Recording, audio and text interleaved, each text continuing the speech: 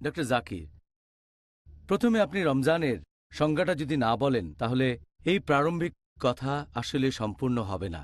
তাই আপনি কি আমাদের প্রথমে রমজানের সংজ্ঞা সম্পর্কে বলবেন? আলহামদুলিল্লাহ, ওয়াসসালাতু ওয়াসসালাম আলা রাসূলিল্লাহ ওয়া আলা আলিহি ওয়া সাহবিহি আজমাইন। রমজানের মূল আরবি শব্দটা হচ্ছে রামিদা বা আরামদা, যার অর্থ তীব্র ঝলসানো, উত্তাপ আর শুষ্ক। রমজানের আরও একটা মূল আরবি শব্দ হচ্ছে রামাদা, যার অর্থ সূর্যের আলোয় তপ্ত বালি। ইসলামিক পরিভাষায় এই রমজান শব্দটা বোঝানো হয়েছে পাকস্থলীর ভেতরে পিপাসার কারণে তীব্র ঝলসানো উত্তাপ। মুসলিমরা রোজা রাখলে তাদের সবারই পিপাসা লাগে, এতে করে পাকস্থলীয় উত্তপ্ত হয়ে যায়। এটাই হলো রমজান। এছাড়াও রমজানের আরও একটা অর্থ আছে। অর্থটা হচ্ছে যে ভালো জিনিসগুলো এ সময় খারাপ জিনিসগুলোকে জ্বালিয়ে পুড়িয়ে দেয় মুসলিমদের। তাহলে রমজান হলো সেই মাস যে সময় ভালো কাজগুলো খারাপ কাজকে জ্বালিয়ে পুড়িয়ে দেয়। যেভাবে সূর্যের আলো মাটিকে জ্বালিয়ে দেয়, একইভাবে। আর উত্তাপ, এটা দিয়ে যে কোনো বস্তুর আকার বা আকৃতি বদলে ফেলা যায়। একইভাবে রমজান মাস মানুষের আধ্যাত্মিক আর নৈতিক বিষয়গুলোর আকার আকৃতি একেবারে বদলে দেয়। এজন্যই এই মাসটাকে বলা হয় রমজান। দ্বিতীয় আরেকটা সঙ্গে জানতে চাইব, সেটা হলো সাওম অথবা রোজা। আমরা সাধারণত এটাকে রোজা বলেই ডেকে থাকি। আপনি কি এখন আমাদের বলবেন যে এই সাওম অথবা রোজা বলতে আসলে কি বোঝানো হয়? সাওম একটা আরবি শব্দ, এক বচন। সিয়াম হলো বহু বচন। সাওম বা সিয়াম এই শব্দটা এসেছে আরবি শব্দ সামাহ থেকে, যার অর্থ নিজেকে বিরত রাখা, সংযত রাখা সাধারণ জিনিস থেকে। হতে পারে সেটা খাওয়া, পান করা বা কথা বলা। আর যে ব্যক্তি সাওম পালন করে, এসব থেকে বিরত থাকে, সেই ব্যক্তিকে বলা হয়ে থাকে সায়েম। পবিত্র কোরআনে এই শব্দটা আছে সূরা মারিয়াম অধ্যায় নম্বর 19 আয়াত নম্বর 26। ফেরেশতাগণ তখন কথা বলছেন মারিয়াম আলাইহিসসালামের সাথে। তিনি ছিলেন যীশুখ্রিস্ট আলাইহিসসালামের মা। সেখানে এই শব্দটা আছে। এই আয়াতটা পড়লে দেখবেন যে আমি আল্লাহর উদ্দেশ্যে সাওম রাখার মানত করেছি। তবে এখানে এই সাওম শব্দটা রোজা, এটা দিয়ে পানাহার থেকে বিরত থাকার কথা বলা হয়নি। এখানে অর্থ হলো কথা বলা থেকে বিরত থাকা। কারণ যদি প্রসঙ্গটা দেখেন, যদি এর আগের আয়াতটা দেখেন পবিত্র কোরআনে সূরা মারিয়াম অধ্যায় নম্বর 19 আয়াত নম্বর 25, বলা হয়েছে যে আল্লাহ সুবহানাহু ওয়া তাআলা মরিয়মকে বলছেন, আল্লাহ তাকে শান্তিতে রাখুন, যে খেজুর গাছের কাণ্ডে নাড়া দাও, তাহলে পাকা খেজুর মাটিতে পড়বে। এর পরের আয়াতে সূরা মারিয়াম অধ্যায় 19 আয়াত 26 বলছে, সেগুলো থেকে আহার করো, পান করো। এরপর বলা হয়েছে, তুমি যদি তখন কোনো মানুষকে দেখো, তাদের বলো, আমি আল্লাহর উদ্দেশ্যে সাওম পালন করছি, আজ আমি কোনো মানুষের সাথে কথা বলবো না। তাহলে যেহেতু এখানে কথা না বলা বোঝাতে সাওম শব্দটা ব্যবহার করা হয়েছে, এর মানে কথা বলা থেকে বিরত থাকা। তবে ইসলামিক পরিভাষায় এই সাওম শব্দটা ইসলামিক শরিয়া অনুযায়ী এর মানে যে ব্যক্তি ইবাদতের কাজে নিবেদিত থাকে আর নিয়ত করে সে এটা করে আল্লাহর খাতিরে, আর সেই ব্যক্তি তখন নিজেকে বিরত রাখে খাওয়া দাওয়া, পান করা ইত্যাদি থেকে। এ সময় সে বিরত থাকে সহবাস থেকেও, এমনকি বীর্যস্খলন থেকেও বিরত থাকে। এক কথায় সাওম শব্দের ইসলামিক পরিভাষায় মানে হচ্ছে যে ব্যক্তি রোজা ভাঙার কারণ থেকে বিরত থাকে।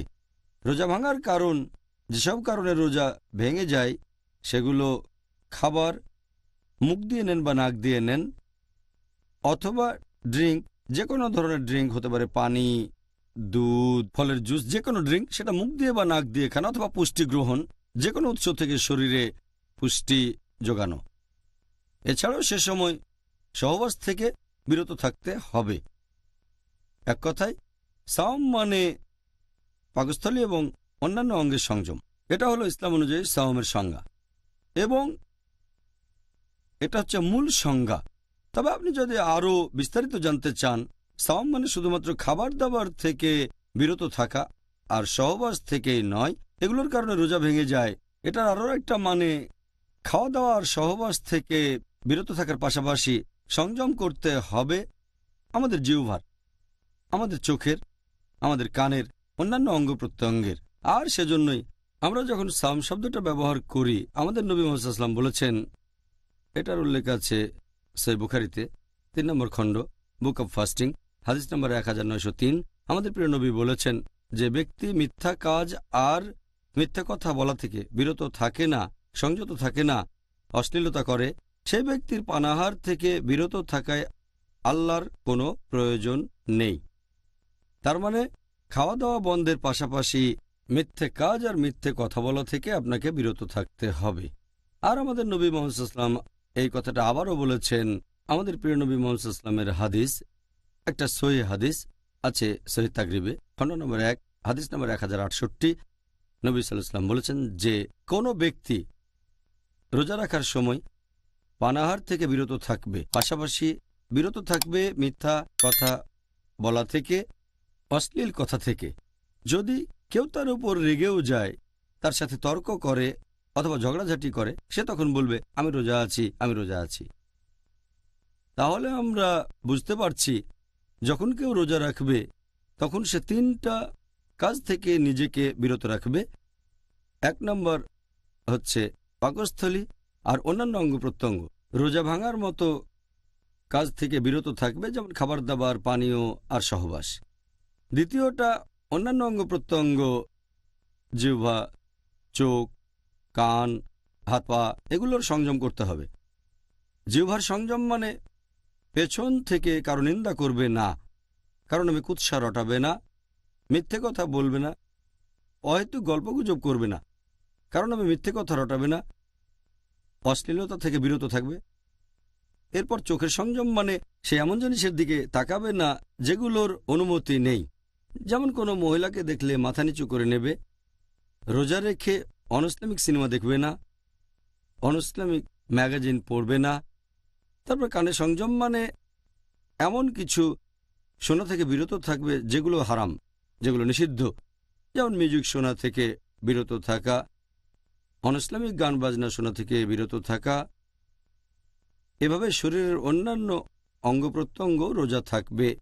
তৃতীয়টা হচ্ছে রোজা থাকা অবস্থায় মনের সংযম, এমন কাজ থেকে বিরত থাকবে যেগুলো আল্লাহর ইবাদত থেকে দূরে নিয়ে যাবে আপনাকে, ইসলাম থেকে দূরে। এই হলো সাওম শব্দের সামগ্রিকভাবে অর্থটা। সুবহানাল্লাহ, আমি যা ভেবেছিলাম এটা তার চাইতেও আরো অনেক বিস্তারিত। ধন্যবাদ ডক্টর জাকির। রমজান মাস বাদে আর কোনো বাধ্যতামূলক রোজা কি আছে যেটা আমাদের মুসলিমদের অবশ্যই পালন করা উচিত? রোজাকে প্রধানত 2 ভাগে ভাগ করা যায়। একটা হলো ফরজ রোজা, যেটা আবশ্যিক, আরেকটা ঐচ্ছিক রোজা, ইচ্ছে করলে করতে পারেন, এটা আবশ্যিক না। এই রোজা নিয়ে আমরা 31তম পর্বে আলোচনা করব। এখন আবশ্যিক রোজার কথা যদি বলতে হয়, এটাকে আবার 4 ভাগে ভাগ করা যায়। প্রথমটা নিয়ে আলোচনা করেছি, রমজান মাসে আমরা যে আবশ্যিক রোজা রাখি। দ্বিতীয়টা হচ্ছে কোনো লোক যদি রমজান মাসে রোজা রাখতে না পারে যে কোনো কারণে, সেই রোজাগুলো পরে রাখতে হবে, এটাকে বলা হয় কাজা রোজা রাখা। তৃতীয়টা হচ্ছে গুনাহ বা পাপ থেকে ক্ষমা পাওয়ার উদ্দেশ্যে রোজা রাখা, যে আমি একটা গুনাহ করেছি, এখন তার কাফারা হিসেবে কয়েকদিন রোজা থাকব। চতুর্থ হচ্ছে আপনি যদি রোজা রাখা মানত করে থাকেন। এই হলো ফরজ রোজার 4টা আলাদা ক্যাটাগরি, আবশ্যিক রোজা। জাযাকাল্লাহ খায়ের। ডক্টর জাকির, এবারের প্রশ্নটাও খুব গুরুত্বপূর্ণ। রমজান এই মাসে রোজা রাখা প্রসঙ্গে দুর্ভাগ্যজনকভাবে অনেক মুসলিম ভাই ও বোন রমজান মাসে এই বাধ্যতামূলক রোজা রাখাটা পালন করে না। আপনি কি তাদের উদ্দেশ্যে এই ব্যাপারে কোনো উপদেশ দেবেন পবিত্র কোরআন এবং নবীর সুন্নাহ থেকে, যেগুলো থেকে প্রমাণ করা যায় যে এই রমজান মাসে রোজা রাখা প্রত্যেক মুসলিমদের জন্যই বাধ্যতামূলক? পবিত্র কোরআনে অনেক আয়াত আছে, এছাড়া অনেক হাদিসও আছে, সেখানে স্পষ্ট করে বলা হয়েছে যে এটা ফরজ। রমজান মাসে রোজা রাখা প্রত্যেক মুসলিমের জন্য ফরজ, অবশ্যই পালন করতে হবে। এ ব্যাপারে ইনশাল্লাহ আগামীকাল বিস্তারিত আলোচনা করব। আল্লাহ সুবহানাহু ওয়া তাআলা পবিত্র কোরআনে বলেছেন, সূরা বাকারা অধ্যায় নম্বর 2 আয়াত 183, ইয়া আইয়ুহাল্লাযিনা আমানু হে মুমিনগণ, কুতিবা আলাইকুমুস সিয়াম কামা কুতিবা আলাল্লাযিনা মিন ক্বাবলিকুম লাআল্লাকুম তাত্তাকুন। যার অর্থ, হে মুমিনগণ, তোমাদের জন্য সিয়ামের বিধান করা হয়েছে যেমন করে এই বিধান দেওয়া হয়েছিল তোমাদের পূর্ববর্তীগণকে, যাতে করে আত্মসংযম শিখতে পারো। এখানে যে আরবি শব্দটা আছে সেটা কুতিবা, মানে বিধান করে দেয়া, নির্দিষ্ট করে দেয়া। অন্যান্য ফরজ কাজগুলোর পাশাপাশি বিধান করে দেওয়া হয়েছে, তোমাদের জন্য আবশ্যিক করা হয়েছে যে তোমরা রোজা রাখো। তোমাদের পূর্ববর্তীদের জন্য এটা আবশ্যিক করা হয়েছিল, তার মানে আমাদের আগে অন্যদের জন্য এটা আবশ্যিক ছিল, ইহুদি আর খ্রিস্টান এদের জন্য। তারপর আবশ্যিক করা হয়েছে মুসলিমদের জন্য, ইয়া আইয়ুহাল্লাযিনা আমানু মুমিনদের জন্য। এছাড়াও বলা হয়েছে 1 নম্বর এটা তোমাদের জন্য আবশ্যক, 2 নম্বর তোমাদের আগে যারা ছিল তাদের জন্য, 3 নম্বর পয়েন্ট লাআল্লাকুম তাত্তাকুন। তোমরা যাতে শিখতে পারো আত্মসংযম। এই আরবি শব্দ তাত্তাকুন এর মূল শব্দটা ওয়াকাহ। তাকওয়া শব্দটা ওয়াকা থেকে এসেছে, যার মানে হচ্ছে আপনি আল্লাহ তাআলার শাস্তিকে ভয় পাবেন। এক কথায় তাকওয়া শব্দের অর্থ হচ্ছে আল্লাহ সুবহানাহু ওয়া তাআলাকে মেনে চলা, ধার্মিকতা আর ন্যায়নিষ্ঠতা। এখানে আল্লাহ বলেছেন তোমাদের জন্য রোজার বিধান দেওয়া হয়েছে যাতে করে তোমরা শিখতে পারো আত্মসংযম, যাতে শিখতে পারো তাকওয়া, যাতে তাকওয়া বৃদ্ধি করতে পারো আল্লাহকে মেনে চলায়, ন্যায়নিষ্ঠতায়, ধার্মিকতায়। আর যখন কেউ রোজা রাখে তখন যেটা হয়, সে ক্ষুধার্ত থাকে। দেখবেন যখন কেউ ভর পেটে থাকে সেটাই তাকে এনার্জি দেয়। অনেক সময় সে এই এনার্জি থেকেই নিষিদ্ধ কাজ করে, যেটা আসলে ঠিক না। যখন রোজা রাখবেন তখন খারাপ কাজ করার প্রবণতাটা কমে যাবে আর তাকওয়া ব্যারোমিটার উপরে উঠে যাবে। সেজন্য রোজা পালন করলে আপনি মুত্তাকি হতে পারবেন, তাকওয়া বৃদ্ধি করতে পারবেন। এছাড়াও পবিত্র কোরআনে বলা হয়েছে, সূরা বাকারা অধ্যায় নম্বর 2 আয়াত 185, আল্লাহ বলেছেন, শাহরু রমজানাল্লাযী উনজিলা ফীহিল কুরআন হুদাল লিন-নাস। অর্থাৎ রমজান হলো সেই মাস যে মাসে পবিত্র কোরআন নাজিল হয়েছে মানুষ জাতির পথনির্দেশক হিসেবে, ওয়া বায়িনাতিম মিনাল হুদা ওয়াল ফুরকান, সৎপথের স্পষ্ট নিদর্শন রূপে এবং সত্য ও মিথ্যার পার্থক্যকারী রূপে। এরপরে আল্লাহ বলেছেন, যে সব মানুষ এই মাসটা পাবে তারা রোজা রাখবে। তার মানে এটা ফরজ। আপনি মুসলিম, যদি রমজান মাস আসে আপনি রোজা রাখবেন। কিছু ব্যতিক্রম আছে, যদি অসুস্থ থাকেন, যদি ভ্রমণ করেন তাহলে অন্য সময় রাখতে পারেন, ইত্যাদি ইত্যাদি। এখন এই আয়াতটা বলছে রমজান মাসে রোজা রাখাটা প্রত্যেক মুসলিমের জন্য ফরজ। কিছু ব্যতিক্রম আছে। এছাড়াও অনেকগুলো সহিহ হাদিস আছে যেগুলো বলছে রমজান মাসে রোজা রাখা মুসলিমদের জন্য ফরজ। আমি একটা হাদিসের উদাহরণ দিচ্ছি। আমাদের প্রিয় নবী সাল্লাল্লাহু আলাইহি ওয়াসাল্লাম বলেছেন, এটা আছে সহিহ বুখারী খণ্ড নম্বর 1 বুক অব ঈমান হাদিস নম্বর 8। আমাদের নবী বলেছেন, ঈমানের ভিত্তি হলো 5টা স্তম্ভ। প্রথমটা হলো লা ইলাহা ইল্লাল্লাহ মুহাম্মাদুর রাসূলুল্লাহ, আল্লাহ ছাড়া কোনো উপাস্য নেই আর নবী মুহাম্মদ সাল্লাল্লাহু আলাইহি ওয়াসাল্লাম আল্লাহর প্রেরিত রাসূল। দ্বিতীয়টা হচ্ছে সালাত কায়েম করা, নামাজ আদায় করা। তৃতীয় হলো যাকাত দেয়া, গরিবদের জন্য দান করা। চতুর্থ হলো হজ পালন করা, পবিত্র শহর মক্কায় গিয়ে হজ করা। আর পঞ্চমটা হচ্ছে সাওম পালন করা, অর্থাৎ রোজা রাখা। তাহলে নবী সাল্লাল্লাহু আলাইহি ওয়াসাল্লামের এই হাদিস সহিহ বুখারী খণ্ড নম্বর 1 বুক অব ঈমান হাদিস নাম্বার 8, এখানে বলা হয়েছে যে রোজা হচ্ছে ইসলামের একটা স্তম্ভ। শুধু ফরজই নয়, ইসলাম ধর্মের মূল বিশ্বাসের একটা স্তম্ভ। এটা ইসলামের সবচেয়ে গুরুত্বপূর্ণ যে 5টা কাজ, তার মধ্যে রোজা একটা। তাহলে এখান থেকেই আমরা বুঝতে পারছি সব মুসলিমের জন্যই রোজা রাখা ফরজ। হ্যাঁ, আপনি এখানে একেবারে পরিষ্কার করে ব্যাপারটা ব্যাখ্যা করলেন। এখন সবার উচিত এই উপদেশগুলো নিয়ে রমজান মাসে রোজা রাখা, ইনশাআল্লাহ। এবারে পরের প্রশ্নটা হলো রোজা রাখার ইতিহাস নিয়ে। রোজা রাখার এই যে সময়টা বা যেসব কারণে এই রোজা ভেঙে যায়, এ সম্পর্কে আপনি আগেই বলেছেন। এখন মুসলিমদের জন্য এই রোজা রাখার নিয়মটা কি সবসময় একই রকম ছিল, নাকি অন্য কোনোভাবে রোজা রাখতেন মুসলিমরা? মুসলিমদের কথা যদি বলতে হয়, প্রথম যখন পবিত্র কোরআনে রোজার কথা বলা হয়, সূরা বাকারা অধ্যায় 2 আয়াত 183, এটা আমি আগেও বলেছি যে রোজা রাখা ফরজ। সে সময় মুসলিমরা প্রত্যেক মাসে 3 দিন রোজা রাখত। পরবর্তীতে যখন আরেকটা আয়াত নাজিল হলো সূরা বাকারা অধ্যায় 2 আয়াত 185, এটার কথা আগেও বলেছি আমি, যে এই পবিত্র রমজান মাসে কোরআন নাজিল হয়েছে মানুষ জাতির পথনির্দেশক হিসেবে, সৎপথের নিদর্শন হিসেবে, আর সত্য মিথ্যার পার্থক্যকারী রূপে। সুতরাং যেসব মুসলিম এই মাসটা পাবে তারা রোজা রাখবে। তখন থেকে মুসলিমদের জন্য ফরজ হলো যে তারা পুরো রমজান মাসটা রোজা রাখবে। প্রথমে রোজা থাকতো প্রত্যেক মাসে 3 দিন, তারপর হলো পুরো 1 মাস রোজা শুধু রমজান মাসে। এরপর রোজার সময় কি করা যাবে না, যেসব কাজ করলে রোজা ভাঙবে, তার একটা হচ্ছে সহবাস করা নিজের স্ত্রীর সাথেও। প্রথম দিকে যখন সূরা বাকারা অধ্যায় 2 আয়াত 185 নাজিল হয়েছিল, সেখানে এই ব্যাপারে বিস্তারিত বলা হয়নি। তাই সে সময় মুসলিমরা স্ত্রীর সাথেও সহবাস করা থেকে বিরত থাকত পুরো রমজান মাস, এমনকি রাতের বেলাতেও। তখন অনেক সাহাবী অনেক মুসলিমদের জন্যই কষ্টকর হয়ে দাঁড়ালো। এ প্রসঙ্গে আমার একটা ঘটনা মনে পড়ে গেল। পবিত্র কোরআনের একটা তাফসিরে এটার উল্লেখ করা হয়েছে। তাফসির আল কুরতুবী খণ্ড নম্বর 2 পৃষ্ঠা নম্বর 210, এখানে বলা হয়েছে যে ওমর বিন খাত্তাব রাদিয়াল্লাহু আনহু একবার নবীর সাথে কথা বলার পর বেশ রাত করে বাসায় ফিরলেন। তখন তার ইচ্ছে হলো স্ত্রী সহবাস করবেন। তিনি সেই রাতে স্ত্রীর সাথে সহবাস করলেন। যখন ঘুম থেকে উঠলেন তার খুব খারাপ লাগলো, তিনি লজ্জা পেলেন এবং নবীর কাছে গেলেন আর বললেন যে আমি আমার কৃতকর্মের জন্য আল্লাহ এবং তার রাসূলের কাছে ক্ষমা চাচ্ছি, আর আমার রূহ জাগতিক সুখের প্রতি আকৃষ্ট হয়েছিল।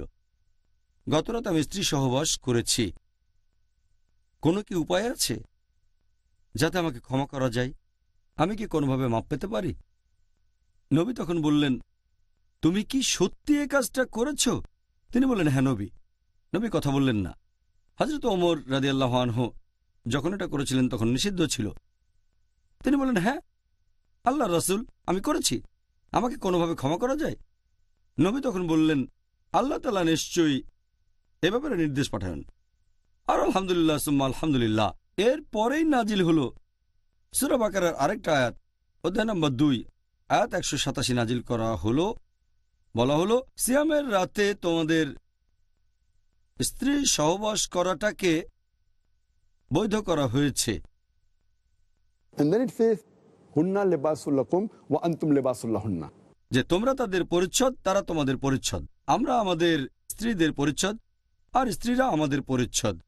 আল্লাহরও বলেছেন, আমি জানি তোমরা নিজেদের উপর অবিচার করছিলে, আল্লাহ তোমাদের ক্ষমা করেছেন, আর এখন থেকে তোমরা স্ত্রীদের সাথে মিলিত হও রমজান মাসের রাতের বেলায়, আর পানাহার করো যতক্ষণ না রাতের কালো রেখা হতে সকালের শুভ্র রেখা তোমাদের কাছে স্পষ্ট হয়। তাহলে যখন এই আয়াতটা নাজিল হলো সূরা বাকারা অধ্যায় 2 আয়াত 187, তখন নিয়মটা একটু শিথিল হয়ে গেল যে রমজান মাসে রাতের বেলায় স্ত্রী সহবাস করতে পারবেন, তবে দিনের বেলায় বিরত থাকতে হবে। এছাড়াও খাওয়া দাওয়ার কথা বলতে গেলে প্রথম দিকে সূরা বাকারা অধ্যায় 2 আয়াত 187 নাজিল হওয়ার আগে মুসলিমরা খাওয়া দাওয়া করত সূর্য ডোবার পরে। যখন ঘুমিয়ে পড়ত তারপর আর খেতে পারত না।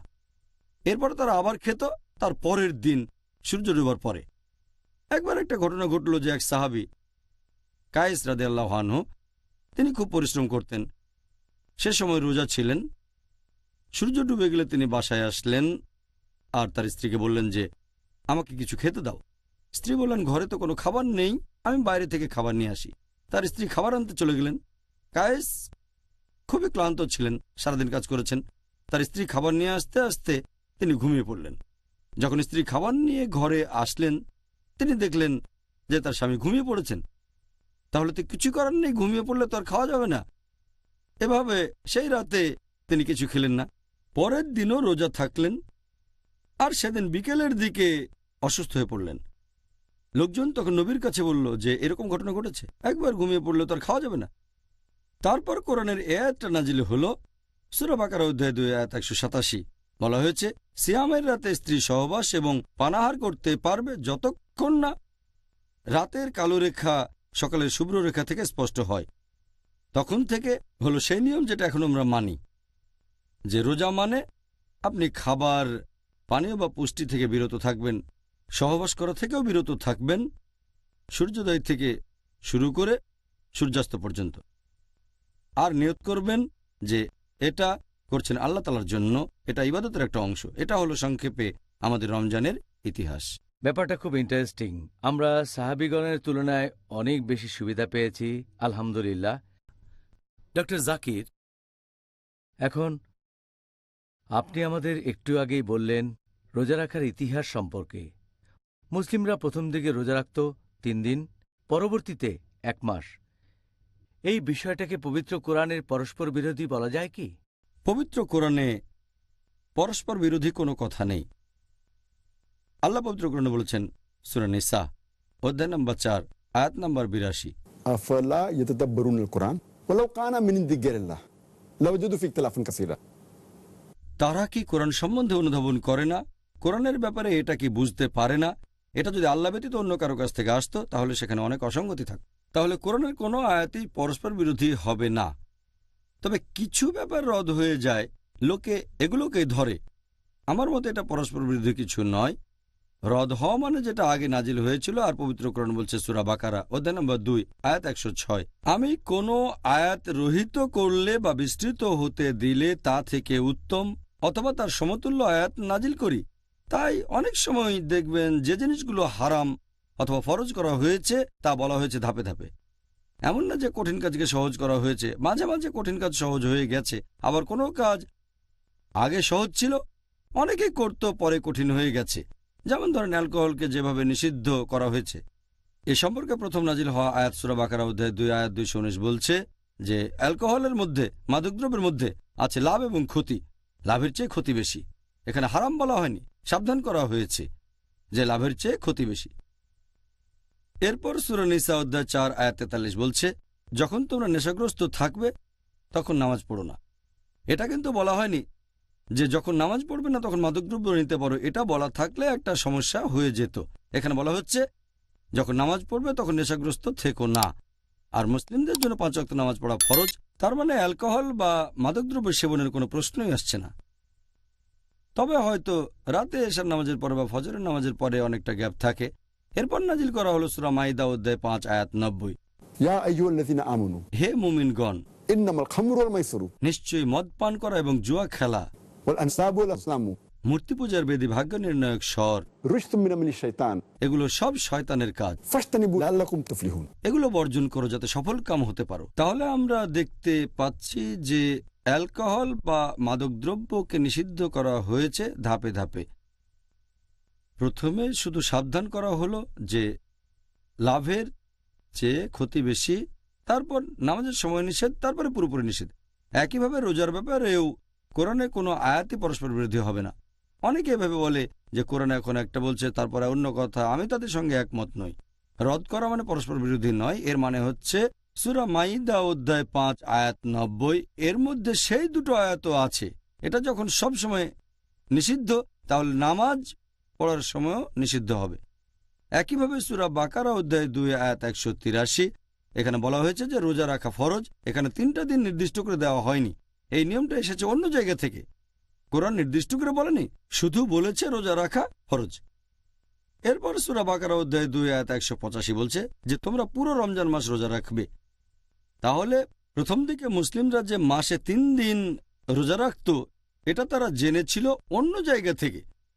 যদি কোরআনে কথা বলতো যে মাসে 3 দিন রোজা রাখবে, এমন হলে 1 মাসের কথাটা পরস্পর বিরোধী হয়ে যেত। এছাড়াও প্রথম দিকে মুসলিমরা যেটা করতো সূরা বাকারা অধ্যায় 2 আয়াত 184 বলছে যে তোমরা রোজা রাখবে। তবে রোজা রাখতে যারা পারবে না বিভিন্ন অসুবিধার কারণে, তাদের অপশন দুটো, হয় রোজা রাখবে নয়তো গরিব কোনো লোককে খাইয়ে দেবে, অভাবগ্রস্তকে। তখনকার দিনে এটা ফরজ ছিল না। যদি রোজা রাখা কঠিন হয়ে যায়, রোজা থাকতে পারেন অথবা গরিব লোককে খাওয়াতে পারেন। রোজা রাখাটা বেশি ভালো, ফরজ না। এই আয়াতটা প্রথমে, তারপর যখন সূরা বাকারা অধ্যায় 2 আয়াত 185 নাজিল হলো, তখন রোজা সবার জন্য ফরজ হয়ে গেল। প্রথম আয়াতটাতে বলা হয়েছে তাদের কথা যারা অসুস্থ, খুবই অসুস্থ, অথবা যারা অনেক বয়স্ক, তার মানে তাদের ইচ্ছা আছে কিন্তু শারীরিকভাবে তারা রোজা রাখতে সক্ষম না। তাহলে যদি অসুস্থ থাকেন, হয়তো অনেক দিন ধরে বিছানায় পড়ে আছেন, সুস্থ হয়ে উঠছেন না, অথবা আপনার বয়স অনেক বেশি, এখন আর রোজা রাখতে পারছেন না, প্রত্যেকটা দিনই আমাদের বয়স বেড়ে চলেছে, তাহলে যদি কষ্ট করে রোজা রাখেন ভালো, তা না হলে অভাবগ্রস্ত লোককে খাইয়ে দেন, কোনো গরিবকে। একইভাবে সহবাসের ক্ষেত্রেও নিয়মটা, প্রথম দিকে নিয়মটা ছিল পুরো রমজান মাসে স্ত্রীর সাথে সহবাস করতে পারবেন না পুরো 1 মাস। কোরআন কিন্তু একথা বলেনি। কোরআন শুধু বলেছে রমজান মাসে তোমরা রোজা রাখো। এটা তারা জেনেছে অন্য উৎস থেকে। কোরআনের কথা পরস্পর বিরোধী না।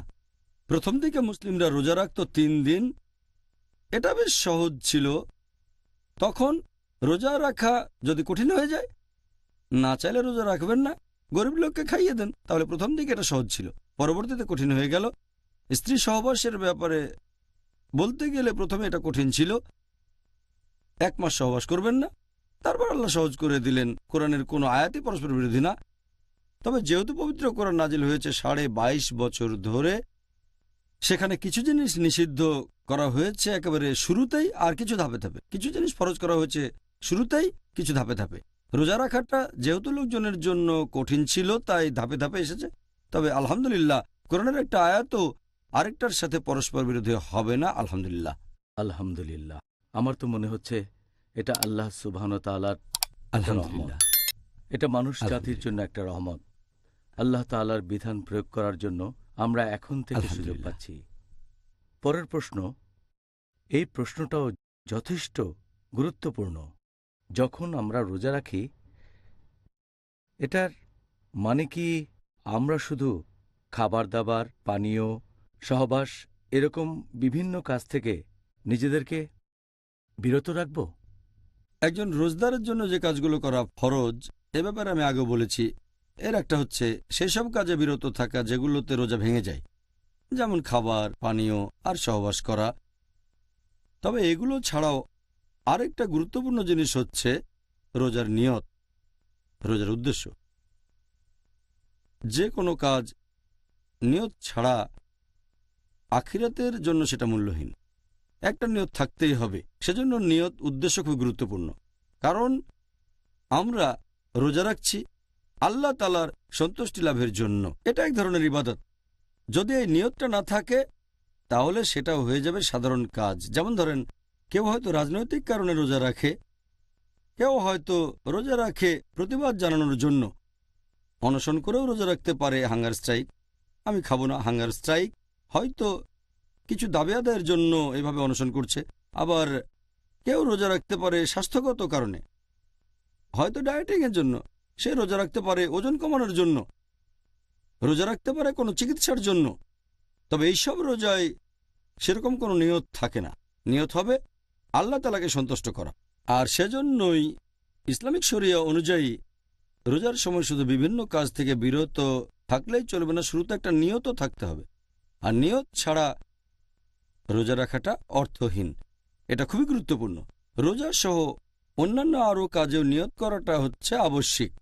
আমাদের প্রিয় নবী মুহাম্মদ সাল্লাল্লাহু আলাইহি ওয়াসাল্লাম বলেছেন, এটা উল্লেখ আছে সহিহ মুসলিমে, খণ্ড নম্বর 2, বুক অব জাকাত, অধ্যায় নম্বর 370, হাদিস নম্বর 2198। আমাদের প্রিয় নবীজি বলেছেন যে, যখন তোমরা তোমাদের স্ত্রীর সাথে সহবাস করার নিয়ত করবে, তোমাদের নিয়ত হবে পরোপকার করার সমান।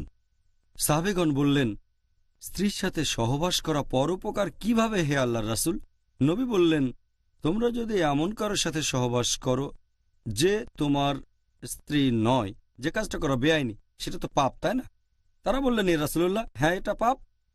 তাহলে তুমি তোমার স্ত্রীর সাথে সহবাস করলে তো গুনাহ হবে না, আর নিয়ত করবে, সেজন্যই এটা হবে একটা ভালো কাজ। তার মানে নিয়ত খুবই গুরুত্বপূর্ণ। যখনই নিয়ত করেছেন সেজন্য সব পাবেন। আর আল্লাহ পবিত্র কোরআনে বলেছেন সূরা বাইয়িনা অধ্যায় নম্বর ৯৮ আয়াত নম্বর ৫ বলা হয়েছে, আল্লাহ আদেশ দিয়েছেন যে শুধুমাত্র তার ইবাদত করো, আনুগত্যে, বিশুদ্ধ চিত্তে এবং একনিষ্ঠভাবে। এখানে আরবি শব্দটা হচ্ছে লিয়াবুদু, যার অর্থ ইবাদত করা। তবে আবুদু এর অর্থ বিনম্র হওয়া। এই লিয়াবুদু সাধারণভাবে এটার অর্থ ইবাদত করা, আসলে এর অর্থ হবে বিনম্র হওয়া। এখানে আরেকটা আরবি শব্দ হচ্ছে মুখলিসুন, যার অর্থ বিশুদ্ধ চিত্তে একনিষ্ঠভাবে ইবাদত করা। আমরা শুধুমাত্র আল্লাহর ইবাদত করব তার উদ্দেশ্যে, এটাই হবে আমাদের নিয়ত, এটাই হবে আমাদের উদ্দেশ্য। আল্লাহ পবিত্র কোরআনে বলেছেন সূরা বাকারা অধ্যায় নম্বর ২ আয়াত নম্বর ২৯ যে তিনি পৃথিবীর সবকিছু তোমাদের জন্য সৃষ্টি করেছেন। আল্লাহ যখন সবকিছু আমাদের জন্য সৃষ্টি করেছেন, ১০ ভাগের ১ ভাগ বা ৪ ভাগের ১ ভাগ বা অর্ধেক না, সবকিছু সৃষ্টি করেছেন মানবজাতির জন্য এই পৃথিবীতে। আর সেজন্যই আমরা শুধু তার ইবাদত করব, অন্য কারো নয়। যদি আল্লাহর ইবাদতের পাশাপাশি অন্য কারো ইবাদত করি তাহলে সেটা মূল্যহীন। আমরা শুধুমাত্র আল্লাহর ইবাদত করব, অন্য কারো নয়। এটা বলা যাবে না যে ২ রাকাত নামাজ পড়বো আল্লাহর জন্য আর ২ রাকাত অন্য কারোর জন্য। বলতে পারবো না যে একটা ছাগল কোরবানি দিলাম আল্লাহর জন্য, আরেকটা অন্য রাজার জন্য। আমাদের সব ইবাদত হবে শুধুমাত্র আল্লাহ তাআলার উদ্দেশ্যে, অন্য কারো নয়। এখানে কয়েকটা হাদিসের কথা বলি। প্রথম হাদিসটা আছে সহিহ বুখারীতে, যে ওমর রাদিয়াল্লাহু আনহু তিনি বলেছেন যে আমাদের প্রিয় নবী মুহাম্মদ সাল্লাল্লাহু আলাইহি ওয়াসাল্লাম বলেছেন, ইন্নামাল আমালা বিন্নিয়া, তোমাদের কাজের ভিত্তি হচ্ছে নিয়ত, তোমাদের কাজের বিচার করা হবে নিয়ত দিয়ে। আর যদি কেউ আল্লাহ এবং তার রাসূলের উদ্দেশ্যে হিজরত করে, সে হিজরত করেছে আল্লাহ এবং তার রাসূলের জন্য। কিন্তু যদি কেউ হিজরত করে পৃথিবীর ধন সম্পদের উদ্দেশ্যে অথবা বিয়ের উদ্দেশ্যে, সে হিজরত করেছে সম্পদ আর বিয়ের জন্য। নিয়ত খুবই গুরুত্বপূর্ণ। যে কাজটা কেন করছেন, হিজরত কেন করছেন, জিহাদ কেন করছেন, তাহলে নিয়ত খুবই গুরুত্বপূর্ণ যে কোনো ধরনের ইবাদতেই। এর মধ্যে সাওমও আছে, মানে রোজা। জাযাকাল্লাহ খায়ের। ডক্টর জাকির, এবারে নিয়ত নিয়ে আমাদের আরও প্রশ্ন এই বিষয়টাতেই আছে। কেউ যদি রোজা রেখে, তাকে কি এজন্য সবসময় আগে নিয়ত করতে হবে?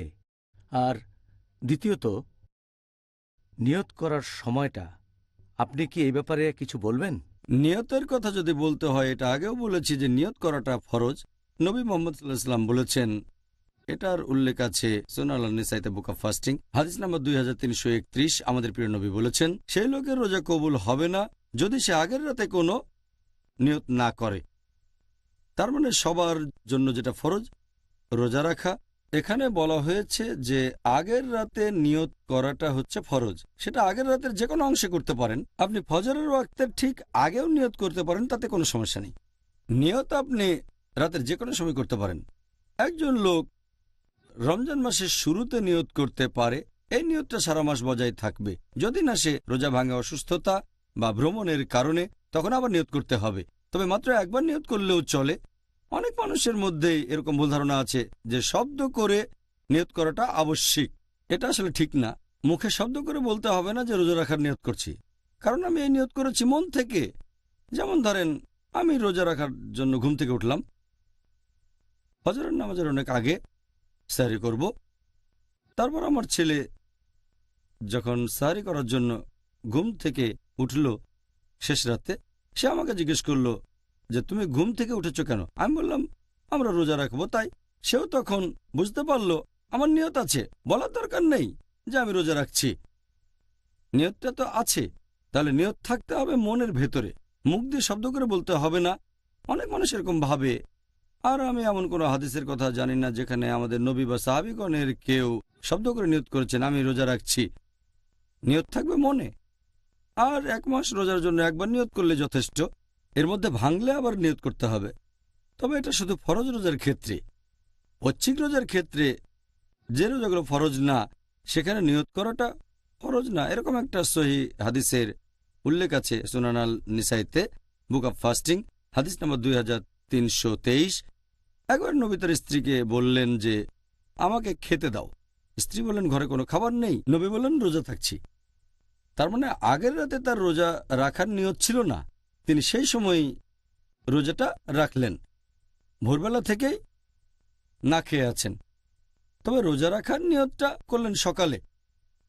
তাহলে ঐচ্ছিক রোজার ক্ষেত্রে নিয়ত করাটা আবশ্যিক কিছু না, তবে যদি ঐচ্ছিক রোজাটা গুরুত্বপূর্ণ হয়ে থাকে, যেমন আশুরা, মুহররম মাসের 10 তারিখ, অথবা হতে পারে আরাফাতের দিন, এসব ক্ষেত্রে আগের রাতে নিয়ত করাটা উচিত, কারণ এই রোজাগুলো খুব গুরুত্বপূর্ণ। অন্যান্য ঐচ্ছিক রোজাগুলোর ক্ষেত্রে আগের রাতে নিয়ত করাটা আবশ্যিক না। নিয়তের ক্ষেত্রে আরও 3টা জিনিস খুবই গুরুত্বপূর্ণ। 1 নাম্বার, যদি কেউ জোর করে আর তখন কোনো নিয়ম ভাঙলে মাপ পাওয়া যেতে পারে, অথবা ভুল করে যদি কেউ নিয়ম ভাঙে, আল্লাহ পবিত্র কোরআনে বলেছেন সূরা নাহল অধ্যায় নম্বর 16 আয়াত নম্বর 106, যদি কেউ আল্লাহর উপর ঈমান আনে, তারপর যদি সে অবিশ্বাসের কোনো কাজ করে, তার মানে কুফরি করে, যদি জোর করা না হয়, তার মানে জোর জবরদস্তির কারণে যদি কুফরি বা শিরক করেন, আল্লাহ ক্ষমা করতে পারেন। যদি কেউ জোর করে কারো রোজা ভাঙিয়ে দেয় কিন্তু তার নিয়ত আছে, আল্লাহ ক্ষমা করতে পারেন। আর আল্লাহ কোরআনে বলেছেন সূরা বাকারা অধ্যায় 2 আয়াত নম্বর 286 যে, হে প্রতিপালক, আমাদের পাকড়াও করো না, আমাদের তুমি দায়ী করো না যদি আমরা কখনো বিস্তৃত হয়ে যাই অথবা ভুল করে ফেলি। তাহলে যদি কেউ রোজার সময় ভুল করে পানি খেয়ে ফেলে, আল্লাহ ক্ষমা করতে পারেন, অথবা যদি কোনো রকম ভুল করে, আল্লাহ হয়তো ক্ষমা করবেন। এ ব্যাপারে পরে আলোচনা করব। সুবহানাল্লাহ, আপনি অনেক গুরুত্বপূর্ণ কিছু কথা জানালেন। আমি শিওর দর্শকরাও এই অনুষ্ঠানটা দেখে দারুণভাবে উপকৃত হবেন ইনশাল্লাহ, ইনশাল্লাহ। আরেকটা বিষয় নিয়ে আমি কিছুদিন সমস্যার মধ্যে ছিলাম, সেটা হলো যে রোজা রাখা তো ইসলাম ধর্মের একটা স্তম্ভ, তাই না? এখন আল্লাহর ইবাদত করার এই যে পদ্ধতি, এটার সাথে ইসলামের অন্য 4টা স্তম্ভ, এর মধ্যে কোনো পার্থক্য আছে? একথা আমি আগেও বলেছি যে ইসলামের 5টা স্তম্ভ, আর এর সবগুলো গুরুত্বপূর্ণ। তবে অন্যান্য স্তম্ভগুলোর সাথে এই সাওম অথবা রোজার যে পার্থক্য আছে তা হচ্ছে যে ইসলামের অন্যান্য স্তম্ভগুলো, হোক সেটা নামাজ অথবা জাকাত অথবা ধরেন হজ, এই কাজগুলো মানুষকে দেখানোর জন্য করা যেতে পারে, লোক দেখানো কাজগুলো করতে পারে অন্যকে দেখানোর জন্য, যে আমি সবাইকে দেখাতে চাই আমি খুব ধার্মিক। নামাজ পড়লাম লোকজনকে দেখানোর জন্য, আর হজ করতে গেলাম এটাও মানুষকে দেখানোর জন্য, এটা হতে পারে। জাকাত দিলাম যাতে লোকজন মনে করে যে আমি খুব পরোপকারী। তবে এভাবে রোজা রাখাটা সম্ভব না, এটা লোকজনকে সেভাবে দেখানো যায় না, কারণ একজন মানুষ রোজা রাখতে পারে আর সবার চোখের আড়ালে খাবারও খেতে পারে, পানিও খেতে পারে। তবে যে সতী রোজা রাখে আর এই সব কাজ থেকে নিজেকে বিরত রাখে, সে এটা করে শুধু আল্লাহর জন্য, অন্য কারোর জন্য নয়। এটাই হচ্ছে রোজার সাথে ইসলামের অন্যান্য স্তম্ভের পার্থক্য। আর আমাদের নবী মুহাম্মদ সাল্লাল্লাহু আলাইহি ওয়াসাল্লাম বলেছেন, এটার উল্লেখ আছে সহিহ বুখারীতে খণ্ড নম্বর 3 বুক অব ফাস্টিং হাদিস নম্বর 1904। আমাদের প্রিয় নবী মুহাম্মদ সাল্লাল্লাহু আলাইহি ওয়াসাল্লাম বলেছেন যে আল্লাহ বলেছেন, আদম সন্তানেরা পৃথিবীতে যে সমস্ত কাজ করে সেগুলো শুধুমাত্র তাদের জন্য, তারা নিজের জন্য করে, কিন্তু রোজা রাখে আমার জন্য, আর আমি তাকে পুরস্কার দেব। এবং রোজা হচ্ছে ঢাল স্বরূপ। যে রোজা রাখবে সে বিভিন্ন অশ্লীল কাজ থেকে বিরত থাকবে, বিরত থাকবে মিথ্যে কথা বলা থেকে, বিরত থাকবে ঝগড়া করার থেকে। তখন যদি কেউ তার উপর রেগে যায় আর গালমন্দ করে, সে বলবে আমি রোজা আছি, আমি রোজা আছি। এরপরে হাদিসটা আরো বলছে, মুহাম্মদ সাল্লাল্লাহু আলাইহি ওয়াসাল্লাম বলেছেন যে আমি আল্লাহর নামে শপথ করে বলছি, যার হাতে রয়েছে মুহাম্মদের রূহ, যে একজন রোজা পালনকারীর মুখের গন্ধ আল্লাহ তাআলার কাছে কস্তুরীর গন্ধের চেয়েও মিষ্টি। আর যে রোজা রাখে সে 2 বার আনন্দ উপভোগ করে, একবার যখন সে রোজা ভাঙে, আরেকবার যখন প্রতিপালকের সাথে মিলিত হয়। তাহলে এই হাদিসে বেশ কয়েকটা পয়েন্ট আছে। 1 নাম্বার, রোজা রাখবেন শুধু আল্লাহ তাআলার জন্য, মানুষকে দেখানোর জন্য না।